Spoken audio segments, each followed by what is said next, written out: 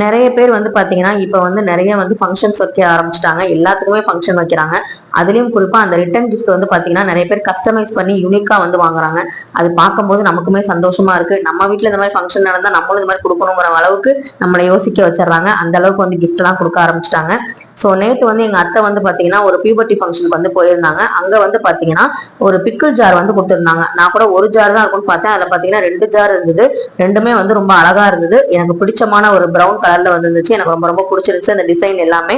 So வந்து பாத்தீங்கன்னா இந்த மாதிரிலாம் கிஃப்ட் கொடுக்கலாமா அப்படிங்கிற அளவுக்கு நானே கொஞ்சம் யோசிச்சேன்.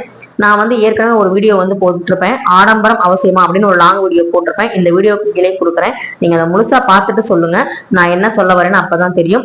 ஆடம்பரம் அவசியம் தான், அது வந்து யாருக்கு அப்படிங்கிறதே நான் சொல்லியிருப்பேன். ஸோ நம்ம கிட்ட எவ்வளவு வருமானம் இருக்கு, எவ்வளவு வந்து நம்ம கிட்ட வந்து பொருளாதார நிலவரம் எப்படியோ அதுக்கேற்ற மாதிரி நம்ம செலவு பண்ணும்போது சந்தோஷம் தான்.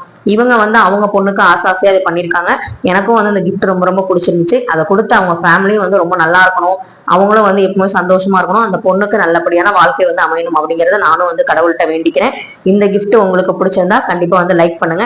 நீங்க வந்து உங்க வீட்டு ஃபங்க்ஷன்ல என்ன ரிட்டர்ன் கிஃப்ட் வந்து யூனிக்கா கொடுத்தீங்கன்னு கமெண்ட்ல